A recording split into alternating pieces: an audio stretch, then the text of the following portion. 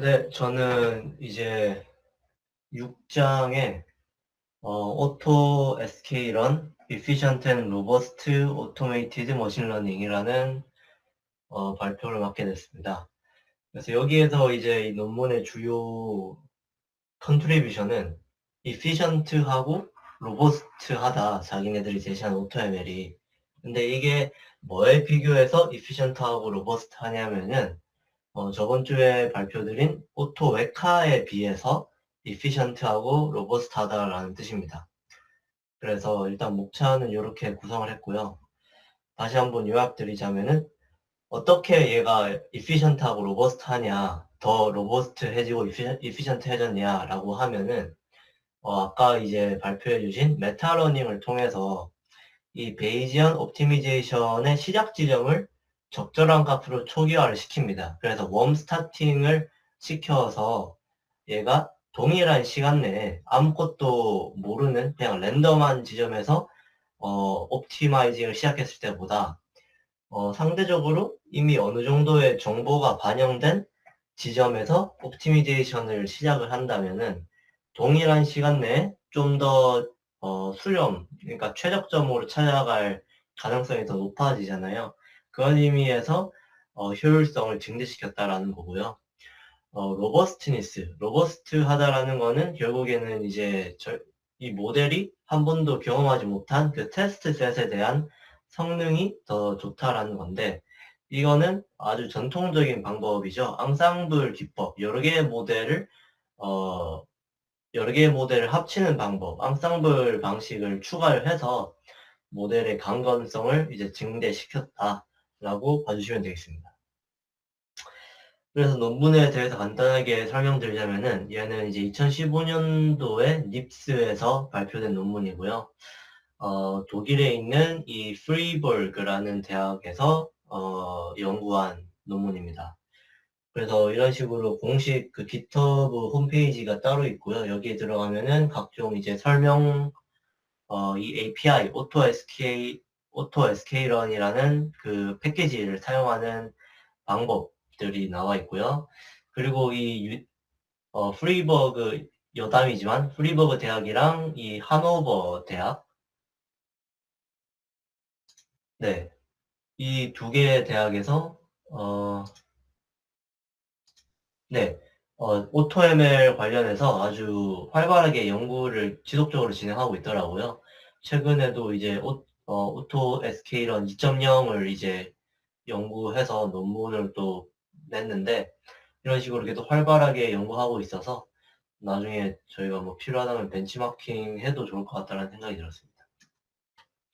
네, 그래서 일단 저에게 전통적인 방법에 대해서 먼저 설명드리자면은, 여기서 말하는 전통적인 방법은 이제 오토웨카의 방법을 뜻합니다.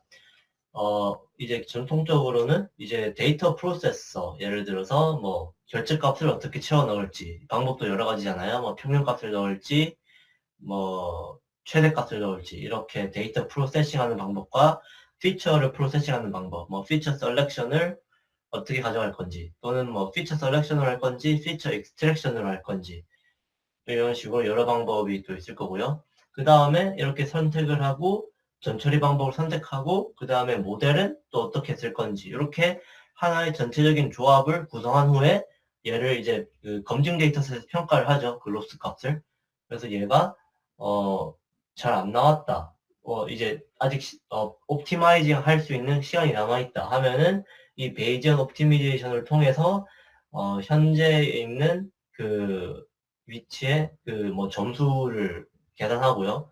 그 다음에 주변에 또 내가 이제 탐색할 수 있는 공간 내에서 주변에 또 갈 수 있는 공간의 점수를 계산해서 그 다음에 가장 유망할 것 같은 그 위치로 얘가 이제 하이퍼 파라미터 값을 조정해서 또 얘가 이제 또 이제 이 학습하고 베이지언 옵티미제이션 하는 과정, 학습하고 옵티미제이션 하는 과정, 얘를 또 계속 반복하는 거죠.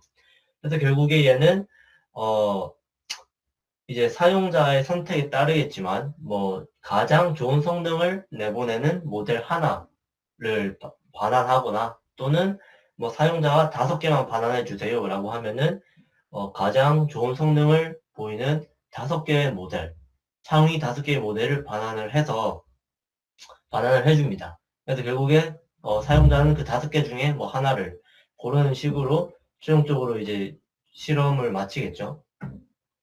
반면에 여기 지금 이 페이퍼에서 프로포징 하고 있는 새로운 이 방법은 이 앞단과 뒷단에 각각 하나씩 모듈을 추가하는 겁니다. 어떤 모듈을 추가하냐면은 앞단에는 요 메타러닝이라는 모듈을 하나 추가하고요. 뒷단에는 앙상블하는 모듈을 추가합니다. 그래서 메타러닝을 통해서 이 옵티미제이션을 하기 전에 기본적으로 이 탐색 공간을 적절한 좀 유망한 값으로 초기화를 시켜줍니다. 그래서 동일한 시간 내에 보다 더 좋은 이제 보다 더 수령 가능한 쪽으로 얘가 탐색을 진행하게 해주고요. 그 다음에 여기에서 최종적으로 이 모듈에서 마지막 단에 뭐 한 10개 모델이, 상위 10개의 모델이 나와요. 그럼 그 중에서 하나를 고르는 게 아니고 연구자가 이 AutoML 시스템이 알아서 그 10개의 모델을 앙상블을 해줍니다. 그래서 앙상블을 한 또 하나의 모델을 얘가 최종적으로 이제 반환해 주는데요.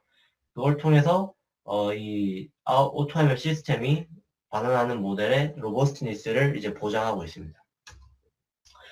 그래서 이 메타러닝에 관련해서 뭐 간단하게 다시 한번 설명드리자면은 그 앞서 도영님께서 언급해 주신 논문에 있던 정의를 그대로 가져온 것 같아요.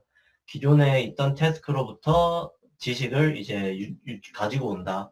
그래서 이게 어떤 말이냐면은 예를 들어서 2개의 과목이 있다라고 가정을 해보겠습니다. 하나는 소비자 가족 빅데이터 분석 기초라는 과목이고요.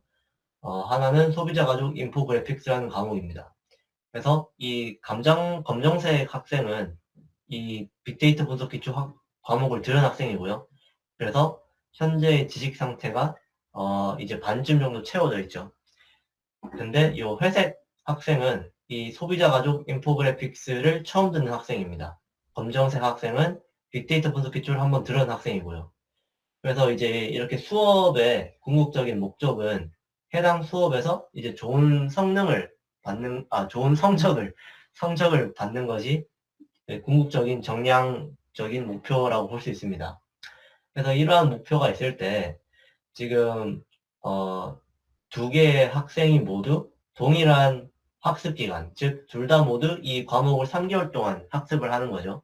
그리고 또 동일한 학습 수행 능력, 둘 다 이제 새로운 지식을 받아들이는 그 능력이 똑같다라고 가정을 하면은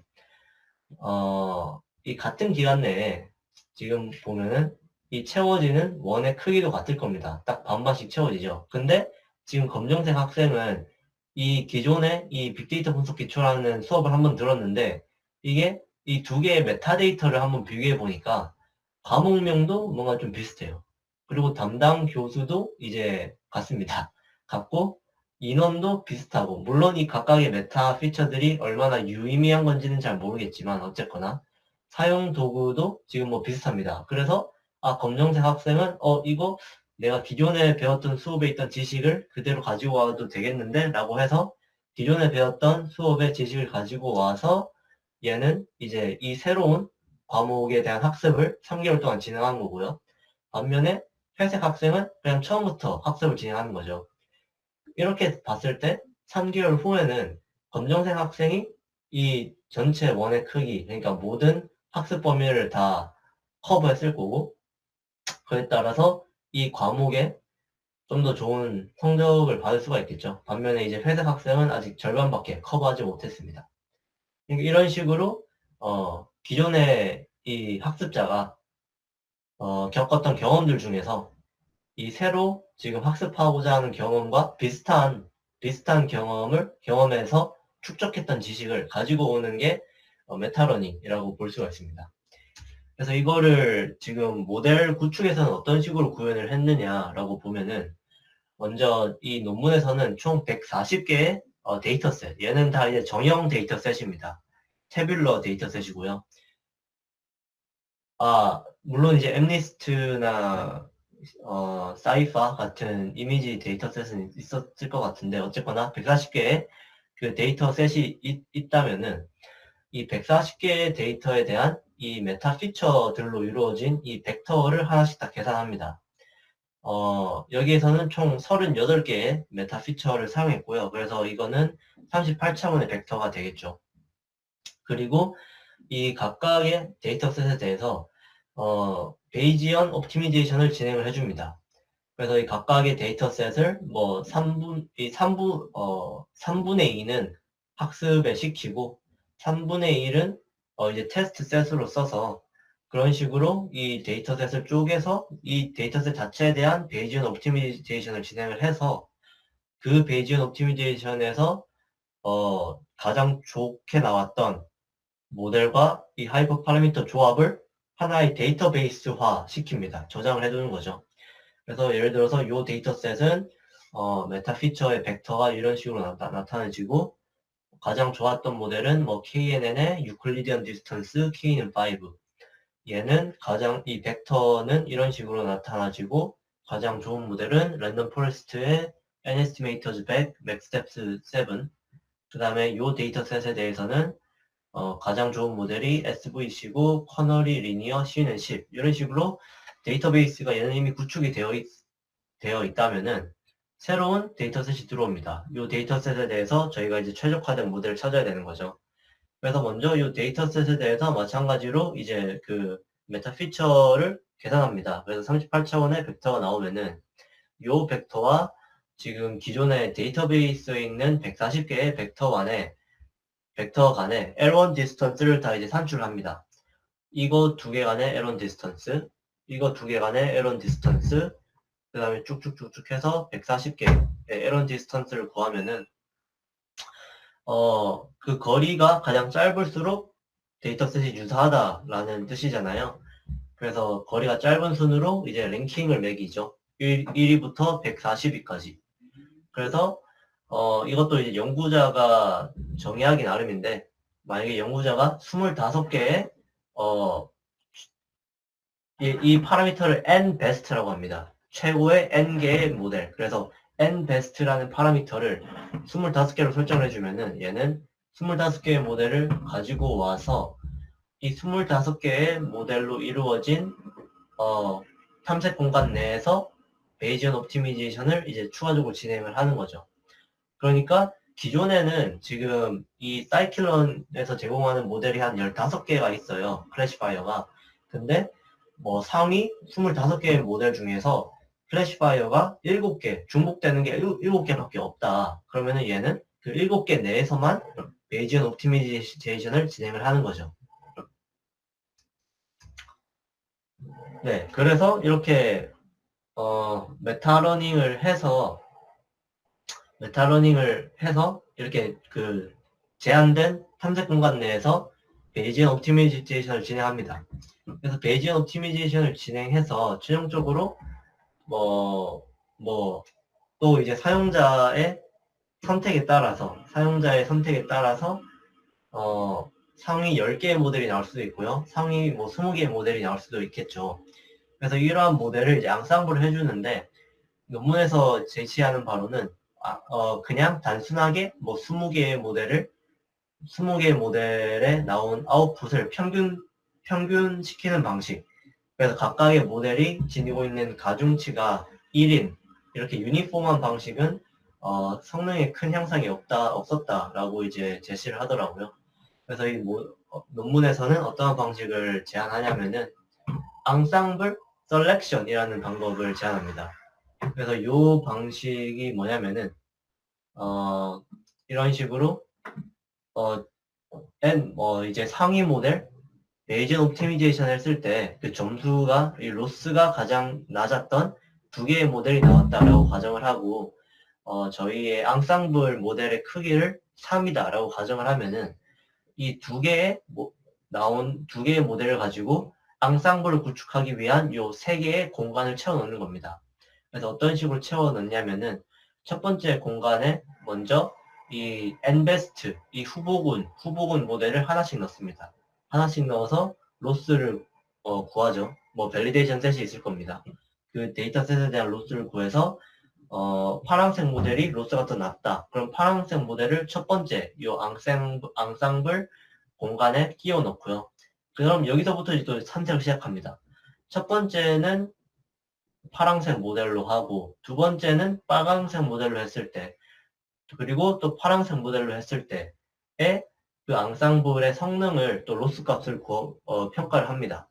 그런데, 그래서 또 이제 더 낮게 나온 빨강색 파랑이랑, 파랑색 빨강이랑 파랑색 빨강이랑 비교해서 둘 중에 더 낮은 거. 빨강색으로 했을 때 더 로스가 낮았다면은 빨강색을 여기에 또 끼워 넣는 거죠. 그러면은 이제 파랑색, 빨강색 채워 넣어줬고요. 그 다음에 또 여기에 채워 넣을 빨강색 모델 넣어서 계산해보고, 파란색 모델 넣어서 계산해보고, 이런 식으로 해서 최종적으로, 이러한 조합이 로스가 제일 낮다라고 하면은 얘를 앙상블로 쓰는 겁니다.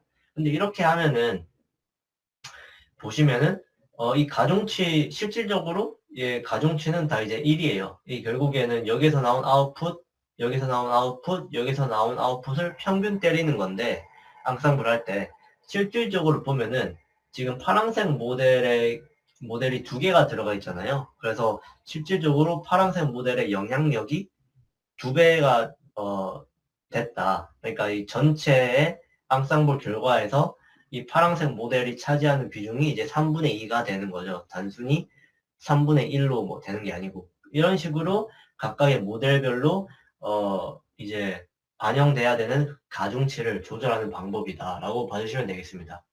그래서 원래는 이제 스태킹이라는 방식을 보통 대표적으로 이제 잘 알려져 있는데, 스태킹이라는 방식은 이런 식으로 두 개의 모델이 있으면은 이 두 개의 모델의 결과값에 대해서 이 결과값을 피처로 해서 이 결과값에 대해서 하나의 그 선형회귀식을 또 이제 피팅을 시킵니다.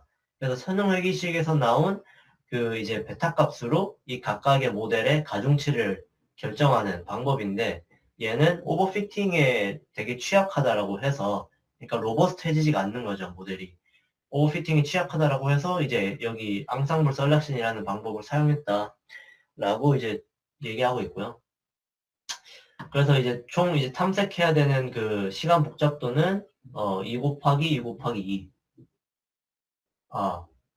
2 곱하기 3. 네. 2 더하기 2 더하기 2라서 사이즈랑 엠베스트라는 파라미터가 결정되면은 이 두 개를 곱한 만큼의 개수를 얘가 다 탐색을 해야 된다. 라는, 네, 그 특징이 있는데, 이게 그렇게 뭐 느린 탐색은 아니다라고 하더라고요. 왜냐하면은 여기서 추가적으로 학습이 이루어지는 게 아니고 단순히 이제 학습된 모델에 대해서 인퍼런스만 계속 이제 바로바로 이제 하는 거라서 여기에서 이제 앙상블 셀렉션이라는 그 원조 논문이 하나 있는데 거기에 의하면은 2000개의 모델에 대해서 뭐 1분 만에 탐색을 다 시행했다라는 식으로 나와 있어서, 네, 뭐 빠른 방법인 것 같습니다. 상대적으로. 네, 그래서 이제 이런 식으로 그 오토 SK런 그 전체적인 파이프라인을 구성하고요. 그래서 오토 SK런이랑 오토 메카 그리고 하이퍼 옵트 요 세 개의 패키지에 대한 성능을 이렇게 데이터셋들에 대해서 비교를 해봤는데, 네, 오토 사이클런이 상대적으로 이제 세 개 모델 중에서 다 대부분 이제 높은 성능을 이렇게 달성한 것을 볼 수가 있습니다. 그리고 이 논문에서 제시한 메타러닝과 앙상블이 어떤 식으로 그 성능 향상에 기여했느냐를 이런 식으로 또 실험을 했더라고요. 그래서 이 바닐라 오토 사이클런이 앙상블이랑 메타러닝이 안 들어간 거고요. 빨간색은 앙상블만 추가한 거, 파란색은 메타러닝만 추가한 거, 초록색은 이제 둘 다 추가한 거고요. 이 Y축은 지금 그 랭킹입니다. 그러니까 랭킹은 이 4개의 모델 중에서 어디가 1등인지, 즉, 숫자가 낮을수록 좋은 수치거든요. 그래서 이게 지금 이 타임은 그 이제 탐색 시간을 의미하는 거고요. 그래서 초기에는, 이 검정색이 제일 좋습니다. 왜냐하면은 이 논문에서 설명하는 이유로는 이 메타러닝과 앙상블이라는 계산을 수행할 때 오버헤드가 발생하기 때문에 초기에는 성능이 좀 안 좋게 나올 수 있다라고 하더라고요. 근데 얘가 한 100초 때만 가도 얘가 지금 초록색이 압도적으로 네, 성능이 더 좋아지고 있다가 후반 가서는 초록색이 계속 이제 좋은 성능을 유지하고 있다라는 것을 볼 수가 있습니다. 네, 그래서 이제 논문에서 제안하는 이 퓨처 워크 방식은 지금 얘가 2015년도에 나온 건데, 아까 도영님께서 발표해주신 그 메타러닝 논문이 2018년에 하나 나온 게 있잖아요. 그것처럼 한 뭐 4년 동안 메타러닝에 다양한 개념들이 또 추가된 것들이 있기 때문에 그러한 방법들을 활용해서 이 베이지언 옵티미제이션을 한번 또 개선해 볼 수 있겠다. 지금 여기 논문에서 나온 거는 그 도영님 논문에 의하면은 그 태스크 프로퍼티스를 기반으로 한 웜 스타팅의 메타러닝 방법인데 그거 외에도 다양한 것들이 되게 많았잖아요. 그런 걸로 한번 또 갈아 끼워 보면서 실험해 볼 수 있다라고 제시했고요. 그리고 얘가 탐색 공간이 또 너무 크면은 이 어, 앙상블 셀렉션 모델이 이제 과적합이 또 될 수 있다라고 하더라고요. 그래서 탐색 공간이 또 너무 클 때 좀 더 제너럴한 로버스트한 모델을 찾을 수 있는 방법 위주로 추가 연구를 해볼 수 있다라고 제시를 했습니다. 그 다음에 전반적인 저의 그 오피니언은 실험 과정이 되게 세밀하게 기록되어 있었습니다. 그래서 단순히 이러한 방법을 했다라는 게 아니고 이러한 방법은 됐는데 A 방법은 됐는데 B랑 C 방법은 안 됐다.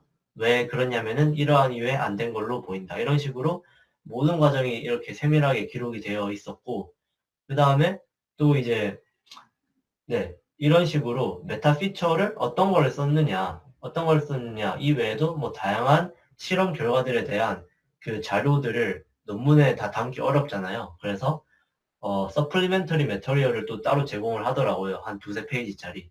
그래서 어, 읽는 입장에서 되게 읽기 편했고 되게 제가 뭐 이런 거 아직 평가할 그런 건 아니지만 뭐 좋은 논문이라고 되게 좀 한 번에 좀 느껴졌던 그런 게 있습니다. 그 다음에 이 메타러닝이 앞서 말씀드린 것처럼 비정형 데이터에도 적용 가능한 부분인가에 대해서 좀 의문이 들었습니다. 이미지는 어쨌거나 이제 수치화돼 있어서 가능할 것 같은데 그 픽셀 값 기준으로 자연어는 어떤 식으로 이게 적용할 수 있는지 좀 의문이 좀 들었고요. 그래서 또 추후 조사 방향으로는 이 논문에서 제시한 이러한 제한점들, 퓨처 워크 부분들로 좀 더 조사해 볼 수 있을 것 같고요. 그리고 또 2020년도 작년에 오토 사이클론 2.0이 이제 논문이 하나 나왔습니다. 그래서 2.0은 어떤 식으로 이 1.0에 비해서 개선이 됐는지, 개선이 됐다라면은 여기 논문에서 제시한 이러한 방법들 위주로 개선이 됐는 건지, 이런 것들 위주로 또 한번 어, 문헌 조사를 이어나가면은 괜찮을 것 같다라는 생각이 들었습니다. 그래서 이 메타 피처 마지막으로 한번 보여드리자면은 얘도 이제 도영님께서 이제 제시해 주신 그 표랑 상당히 유사하고요. 이런 식으로 랜드마크 피처들이 있고요. 그 다음에 뭐 첨도, 외도라고 하나요? 컬토시스랑 스큐니스도 있는데 이건 제가 일부만 지금 발췌해 온 거고요. 그래서 number of instance, 뭐 샘플의 개수, 뭐 피처의 개수 이런 식으로 되게 단순한 피처로부터 시작해서 뭐 첨도, 외도 같은 통계적인 피처들까지 이렇게 메타 피처로 다 써서 어, 사용하고 있습니다. 네, 이상입니다.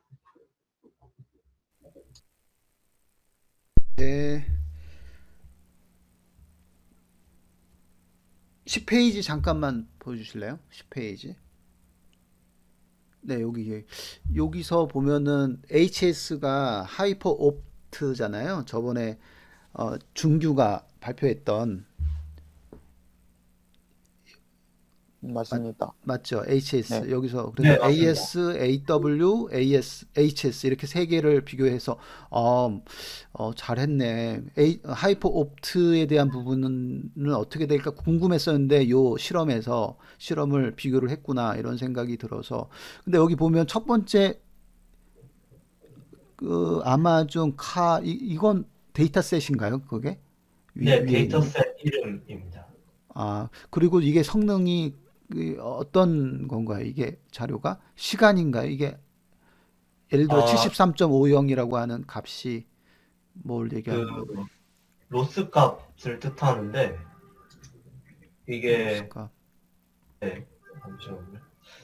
어떤 로스인지는 그 논문을 다시 한번 봐야 될 것 같습니다. 그러니까 예를 들어서 지금 뭐 아마존 같은 경우 얘가 뭐 회귀 문제면은 RMSE로 측정한 거고요. 사이파 같은 경우는 얘가 이제 분류 문제라서 뭐 엔트로피 로스 뭐 그런 식으로 로스 값을 기준으로 이제 계산을 했습니다. 아, 각각 데이터셋이고 그거에 따른 측정 매저는 다 다르다라고 네네네. 볼 수 있는 거고 거기서 이제 굵게 쓴 게 좋은 거다. 네, 맞습니다. 예, 그 제일 다음에 밑줄 친 거는 밑줄 친 거는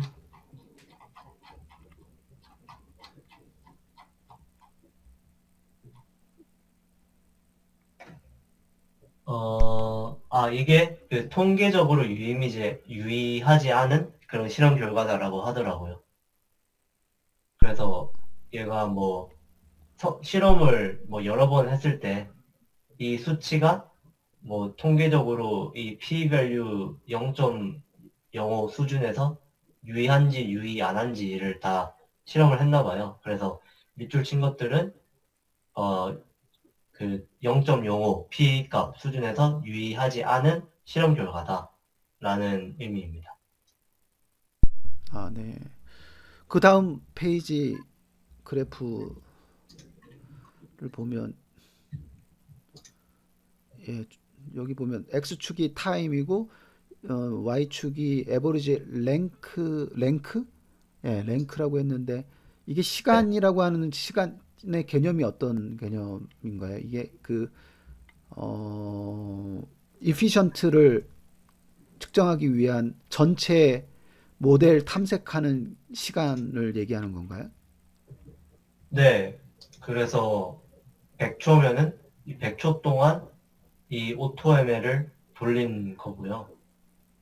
1000초면은 1000초 동안 이 오토ML을 켜놨다라고 생각해 주시면 되겠습니다.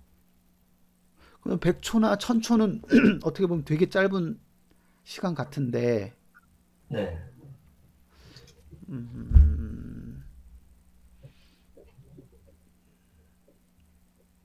근데 이게 데이터셋이 아마 다 가벼운 데이터셋이라서 어, 100초랑 1000초라고 하면은 100초는 뭐 한 1분 정도 되고 1000초면은 한 10분 정도 되나요? 네.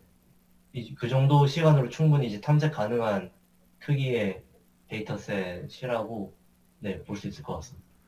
그러면은 이 그래프의 의미가 아까 그 데이터셋 되게 많은 데이터셋 쭉 있었는데 그 10페이지에 있던 데이터셋들을 다 돌려봤을 때 그 이 네 개의 지금 모델이라고 보면은 그죠? 네 개 각각이 이제 랭크가 있다. 1등, 2등, 3등 이렇게 랭크가 생기고 그거에 대한 평균 값을 구한 거다. 이렇게 봐야 되나요? 네, 지금 여기에서는 그 140개의 그 데이터셋에 대해서 요 4개의 모델을 다 돌렸고, 그러면 각각의 데이터셋에서 이 4개의 모델, 1, 2, 3, 4위가 결정될 거잖아요.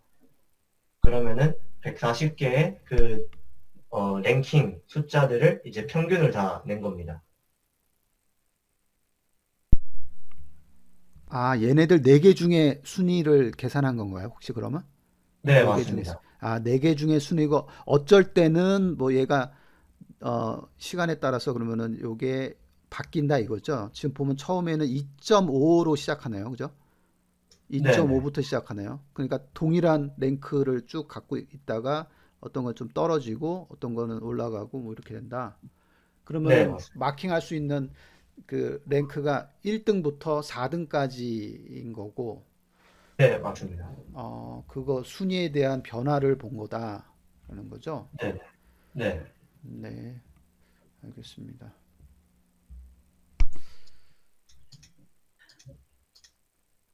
네, 저도 같은 저 그래프에 대해서 지금 그 제가 이해한 게 맞는지 이야기를 한번 해보고 싶은데요.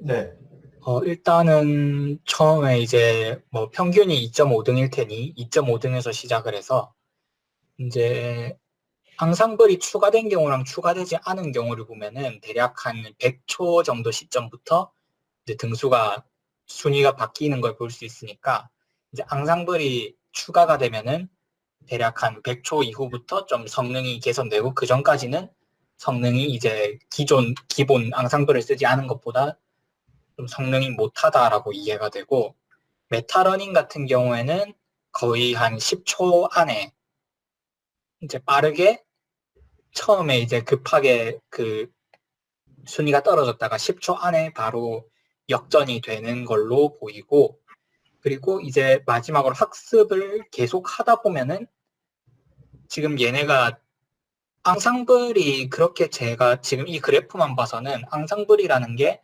그렇게 막 큰 효과가 있다라고 느껴지진 않거든요.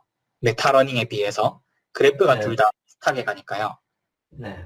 그래서 이제 그런 걸 떠나서 아무튼 이제 1000초 이상, 10,000초 이렇게 가면은 결국에는 이제 바닐라 오토사이클런이든 다른 어떤 메소드를 쓴 것들이든 최종적으로는 어떤 최적의 값으로 옵티마이징을 해 가기 때문에 저기 이제 1000초 이후 시점으로 보면은 모든 그래프들이 다시 2.5 근처로 수렴하는 느낌을 받았거든요.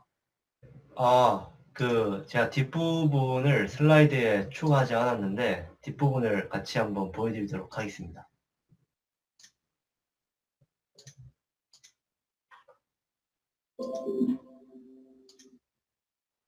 네, 이런 식으로, 이게 지금 뒷부분까지 포함된 그래프거든요. 근데 네, 지금 여기 앞에 보면은 얘가 되게 잘 안 나와 있어서 이 앞에 부분을 확대시킨 게 제가 방금 이 슬라이드에 첨부한 이 그림이고요. 말씀해 주신 것처럼 이제 뒤쪽까지 쫙 보면은 2.5로 다시 수렴한다라기보다는 이 등수 지금 초록색이 제일 좋은 거고요. 그 다음에 파란색, 빨간색, 그 다음에 검정색 요 순위대로 추후에 가서는 계속 이제 유지되는 식으로 네, 얘가 형성되는 걸로 보입니다. 네, 알겠습니다. 이게 상대적인 비교를 해가지고 이 각각 네 가지를 에버리지 랭크 상대적으로 비교한 거잖아요, 이거. 네, 근데 이게 맞습니다. 절대적인 비교는 없나요? 절대적으로 예를 들어 첫 번째 게 얼마큼 시간이 걸렸다, 탐색하는 시간이 걸렸다거나 뭐 아니면 뭐 그러니까 이게 그죠? 랭크는 상대적인 비교를 해서 절대적인 거는 아까 그 표를 보면 되는 건가요? 네, 요 표는 아, 절대적이긴 한데 얘는 근데 이제 다른 프레임워크들 간에 비교를 한 거고 뭐 앙상블이랑 음, 메타 러닝이 뭐 추가됐을 때 아, 그런 거를 절대적으로 한 비교는 없습니다. 이 논문에서. 네. 네. 알겠습니다. 이게 몇 년도였죠? 얘가 2015년도에 나왔습니다. 2015년도에 나온 논문이고 5년 뒤에 2.0으로 올라간 거네요. 네, 맞습니다. 5년 동안 또 2.0이면은 상당히 많이 변했을 것 같거든요. 1.0에서 그 점을 기준으로 앞에 부분이 바뀌었기 때문에 2.0으로 바뀌었기 때문에 이 메이저 넘버가 바뀌었기 때문에 상당히 좀 많이 바뀌었다고 생각이 되는데 굉장히 궁금하네요. 갑자기 2020년도 작년에 나왔던 오토 사이클 런 2.0에 대한 부분이 과연 어떻게 바뀌었을까 조금 궁금하네요. 알겠습니다. 질문 또 없으면 그러면 지금 11시 36분인데 용선 바로 할까요? 네, 네, 전 상관없습니다. 네.